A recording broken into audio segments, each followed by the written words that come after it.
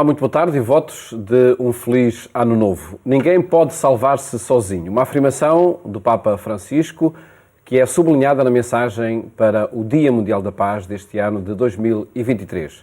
Dirige-se a todos os povos, a todas as nações, por certo que também ao Brasil, a iniciar um novo ciclo político. Uma circunstância histórica que analisamos nos próximos minutos com Alex Vilas Boas, que é professor na Faculdade de Teologia da Universidade Católica Portuguesa. Muito boa tarde, obrigado por estar neste programa e votos de um feliz ano novo também para si. Que desafio é este? De que forma é que ele pode ser acolhido no Brasil?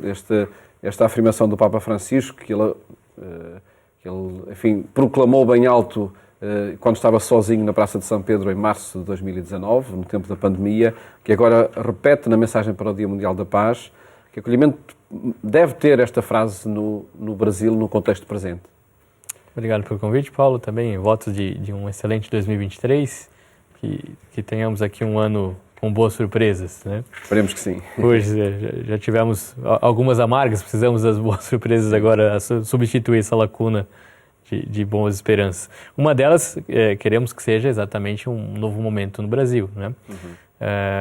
O que o Papa Francisco evoca é toda uma discussão na segunda metade do século XX, que está implicada numa mística do bem comum, né? Então, há aqui uma série de autores que estão implicados no substrato dessa afirmação. Por exemplo, Joseph Lebré falava muito que entre a mística do consumismo, entre a mística do comunismo, entre a mística do autoritarismo, havia que se ter uma mística do bem comum para que houvesse condições de viver, né, uma sociedade plural. A arte política é efetivamente a arte de lidar com o inimigo e não com o amigo. Entre os amigos não precisa de política, né? Sim. Mas de poder respeitar as diferenças e poder ter um pacto em função de uma sociedade que tem pautas em comum, necessariamente, né? Nesse sentido, a necessidade de uma criação de um nós, e o Francisco aposta muito na agenda ecológica, aposta muito na fraternidade universal. Tem por detrás também a influência de Michel de Certeau, que foi um teólogo bastante importante para aquela época da companhia. E uma afirmação de Michel de Certeau é que Deus se apresenta como um não sem ti, né? Deus se relaciona com o ser humano não sem o outro. E, portanto, numa teologia da diferença. Há aqui uma afirmação fundamental do cristianismo, que é amar os seus inimigos e portanto, não destruí-los. Agora, esse amar está em função da criação de um espaço de paz, né? Teologicamente, o reino de Deus. E de que forma esta construção de um nós está a acontecer ou pode acontecer no Brasil? Talvez neste contexto de mudança, claro. Pois, claro. Talvez há aqui uma consciência de que a visão entre nós e eles como estratégia política fundamental chega a um ponto de esgotamento, né? Não se avança mais por aí. O avanço disso é assumir posturas radicais, nas quais talvez essas posturas tenham sido encampadas pelo próprio Bolsonaro. Então, nesse sentido, há um esgotamento, um cansaço da própria população, por um lado, mas efetivamente ainda todo um cansaço também das promessas não realizadas. Portanto, aqui, esse nós, essa salvação que tem um efeito político, implica um amplo diálogo entre os agentes políticos que fazem parte do cenário agora, em função de uma agenda que constitua-se com uma representação muito mais ampla, né? É um desafio, efetivamente, vai depender dos resultados.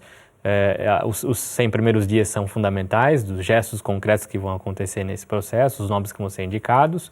Lula parece apontar para isso, desde o convite que ele faz ao Alckmin, que é o seu adversário histórico. Então, se espera que nessa transição haja uma maior representação, né? E, claro que nós estamos a gravar esta nossa conversa sem saber como aconteceu, como decorreu a tomada de posse de Lula da Silva. Gravámos ainda nas vésperas do Natal e emitimos já no início do ano esta conversa, mas as indicações que vão chegando desde já, enfim, das prioridades de Lula da Silva apontam para essa capacidade da construção do nós. Por exemplo, as prioridades sociais, as prioridades de rever salários de quem serve o bem comum? Sim, é uma agenda bastante forte do Lula. Eu creio que não vai ser desconsiderada, efetivamente. É possível que ela tenha que negociar com essas representações.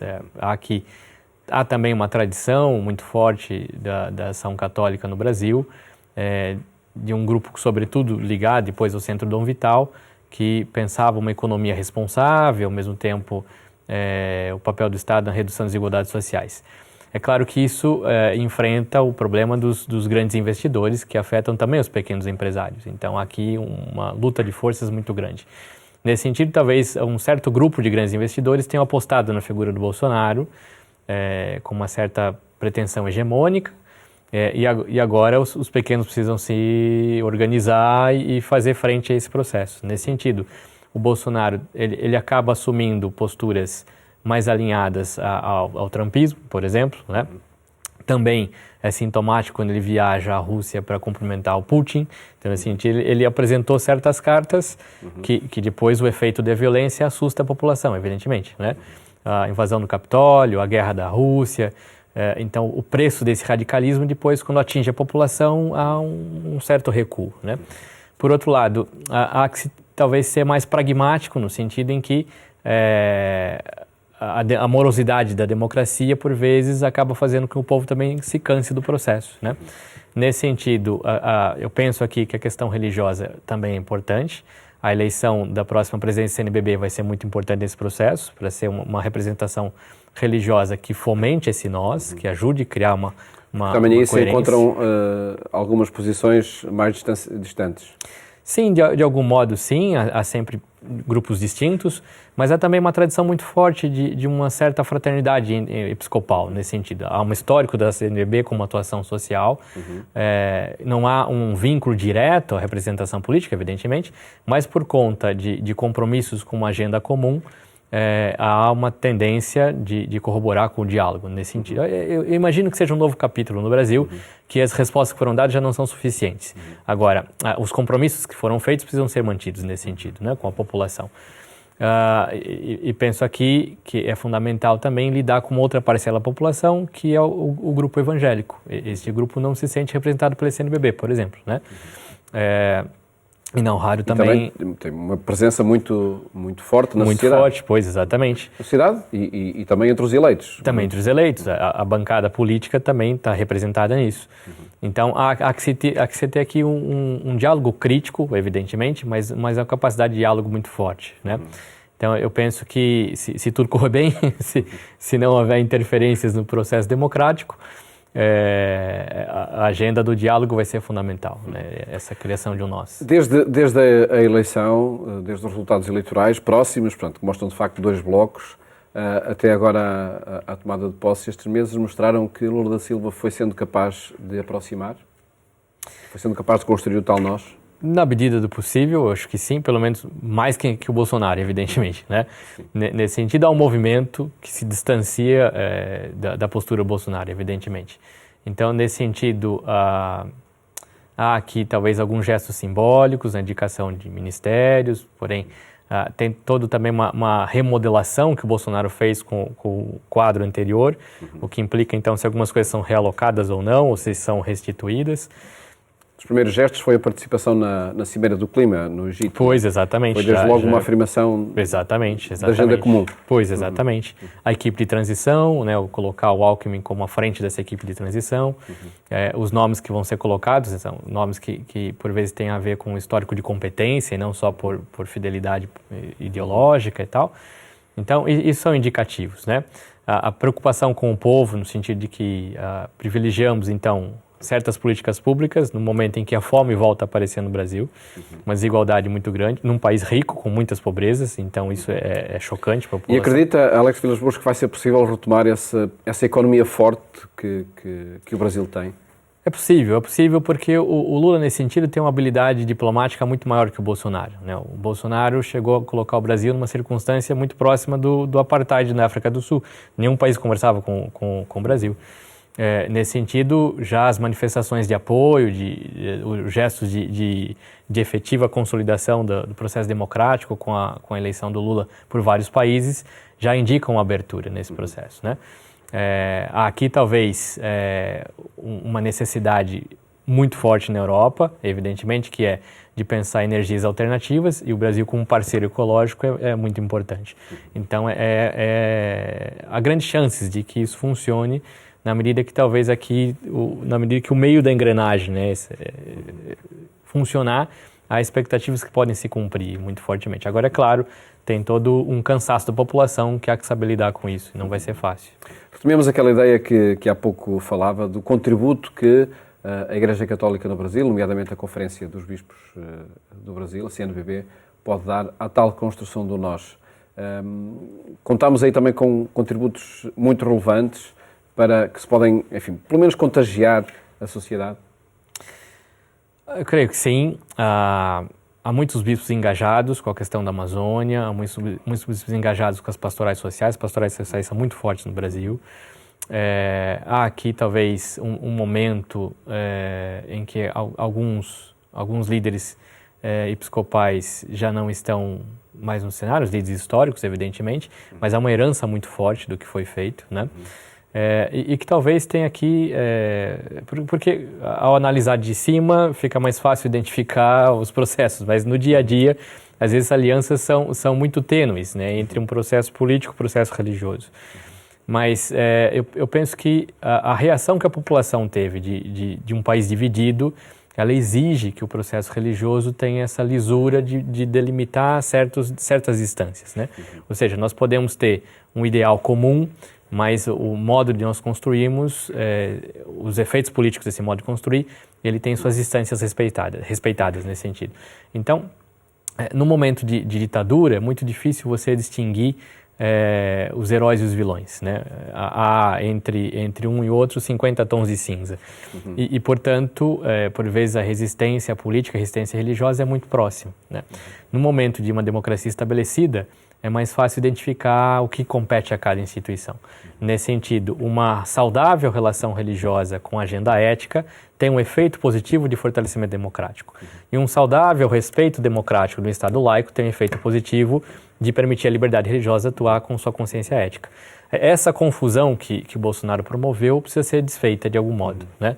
Eu creio que a CNBB tem condições, talvez não no seu todo, pense dessa maneira, mas ela tenha condições de constituir essa tradição de fortalecer o Estado laico e a atuação religiosa com um engajamento ético. Também sem estimular até extremismos religiosos, católicos, nomeadamente. Sim, sim. Num processo de desacreditar o sistema político, como o Bolsonaro provocou, se cria uma espécie de messianismo. Então, evidentemente que os grupos que são mais sensíveis a esse descrédito tendem a apostar mais na figura messiânica. Mas na medida que essa figura messiânica começa então, também a ser questionada, tem uma série de investigações que começam a avançar e, portanto, começa a se quebrar essa figura messiânica, por um lado haverá uma grande decepção, evidentemente, por outro lado a gente começa a ponderar, né, se essa escolha de fato foi a melhor. Nesse sentido, talvez os mais moderados, ligados aos movimentos mais pentecostais, estejam mais dispostos ao diálogo, nesse sentido. Não será de todo, eu creio que não será de todo, mas eu identifico alguns agentes pentecostais dispostos ao diálogo, o que é muito bom. E, de fato, volto a dizer, a eleição do CNB vai ser fundamental para alimentar essa disposição ao diálogo, né? Vai acontecer na próxima Assembleia Plenária? Sim, na próxima Assembleia Plenária. Creio que em abril, final de abril. De facto, uma reunião magna de centenas de bispos, não é? Sim, 300. sim, pois. Tive a oportunidade também de participar em alguns destes momentos, agora na última Assembleia. Alex Vilas Boas, falemos da mensagem do Papa, claro que para o Brasil e para todo o mundo. O Papa coloca-nos a olhar as lições da pandemia, retomando de facto essa marca que a pandemia deixou em toda a sociedade. Que lições aprendemos de facto com esta experiência da fragilidade e da impossibilidade de controlar uma pandemia? Pois é, ele usa inclusive a expressão ao evocar os mais idosos, né? Mas ele fala do magistério da fraqueza, né? O magistério da fragilidade, exatamente, né? De algum modo todos nós acabamos sofrendo essa fragilidade com a questão da pandemia.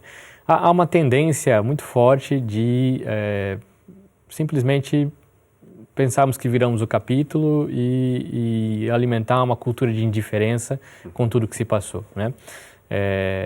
Por outro lado, há aqui também forças muito vivas, pessoas muito conscientes. Portugal foi exemplar no modo como combateu a pandemia.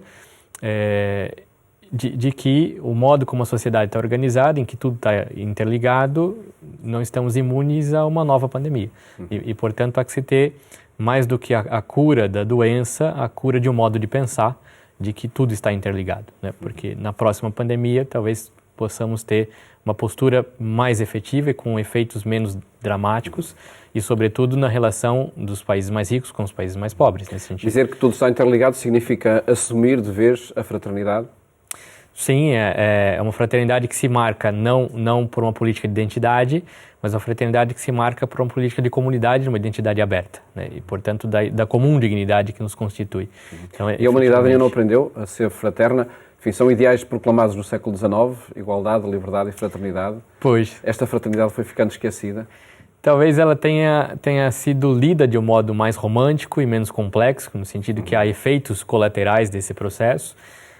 Essa política também se orientou para uma política de identidade, né? Então, no sentido de que parecia que, em um determinado momento, era a secularização que encampava, sobretudo a secularização francesa, que encampava os ideais da reforma, apesar de ter gente ligada à igreja, ligada à reforma, à revolução também, né? Depois, você tem conflitos da Guerra Fria, de Ocidente e Oriente, com a guerra ao terror, agora esse capítulo da guerra da Ucrânia, né? Então, nesse sentido, talvez tenhamos que superar uma tentação que é achar que, resolvidas as questões na cabeça, elas se resolveram no dia a dia, né? A construção das ideias no cotidiano implica talvez um outro esforço que por vezes nos damos como resolvido porque temos isso claro na cabeça. Talvez essa complexidade implica aqui repensar como é uma luta constante, na verdade, né? Como é que nós mantemos o equilíbrio de forças, que o equilíbrio de forças não é a ausência de forças contrárias, mas é como nós redirecionamos essas forças para a construção de algo sólido. Talvez aqui a gente tenha dispersado forças em algum momento do processo político. Também aconteceu essa dispersão de forças na forma como fomos... Enfim, considerando este problema da guerra na Ucrânia e da guerra que, de uma forma ou outra, atinge todos? Sim, seguramente. É interessante você dispersar as forças para capitalizar uma liderança política em específico. Todo projeto hegemônico fez isso, né? Se apresentou como Messias. Então, instala uma narrativa de crise e aí se apresenta como Messias para salvar a situação. O ditado popular português que diz dividir para reinar, não é? Pois, exatamente, que já é famoso no Império Romano, nesse sentido, né? Sim. E, portanto, o contrário, que é unir para governar, é a outra moeda dessa disputa política, né? Portanto, o discurso de unidade, o discurso de respeito, o discurso de fraternidade, ele visa que nós possamos ter pessoas diferentes, com problemas comuns, o comum aqui é uma questão importante, para encontrar soluções cooperativas, né? O discurso da identidade tóxica é um discurso que entende a destruição do outro como modo de salvar uma identidade. Uma identidade que se afirma pela destruição do outro é uma identidade doentia, é cancerígena, né? É uma célula que se alimenta da destruição da outra.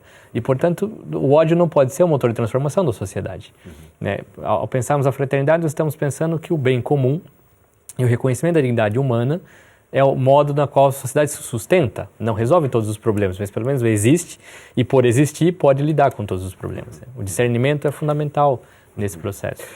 Neste início de ano, do novo ano, pedi-lhe também a sua análise à relevância que terá para Portugal, para o mundo, o Encontro Mundial de Jovens em Lisboa em agosto deste ano.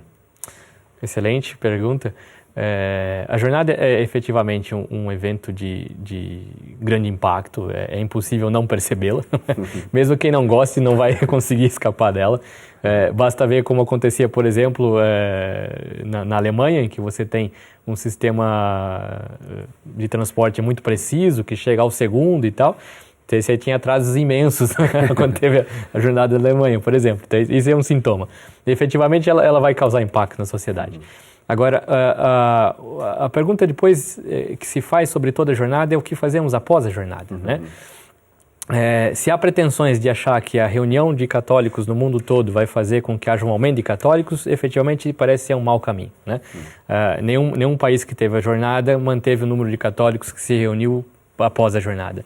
Agora, se entendemos que é uma oportunidade de lermos o mundo complexo, de lermos a nova juventude, de lermos seus novos dilemas, e tentar exatamente fazer ali um laboratório desse nós, um capítulo desse nós, que gere um diálogo entre gerações. Então temos uma grande oportunidade de pensar um novo capítulo no sentido de uma sociedade que enfrenta uma pós-pandemia, que enfrenta um mundo que é mais digitalizado, nesse sentido, é um mundo que todos nós estamos o tempo todo em reuniões virtuais, né? E, portanto, também tem impactos de solidão muito grande. É um mundo que enfrenta o risco de uma terceira guerra mundial e, portanto, a JMJ pode ser um laboratório de como nós vamos lidar com tudo isso, né? Então, se houver menos pretensões confessionais e mais uma abertura a discernir os sinais da presença do reino nessa pluralidade, pode ser um bom laboratório. A tal fraternidade boa, né? Exatamente. Sim, não cancerígena. Exatamente. Que procura a afirmação pela valorização do outro. Pois, exatamente. Encontrar pontos em comum e não enfatizar diferenças. Esperamos que assim aconteça, também com a Jornada Mundial da Juventude, essa excelente oportunidade que, de facto, vai acontecer entre nós e que vamos acolher jovens de todo o mundo. Alex Vilas Boas, agradeço ter estado aqui no programa Eclésia, neste início de ano, início de um novo ciclo histórico também para o Brasil. Muito obrigado e felicidades. Eu que agradeço. Tudo de bom. Obrigado. Votos de um feliz ano novo, que renovamos também assim que nos acompanha em cada dia. Uma ótima tarde e até amanhã, se Deus quiser.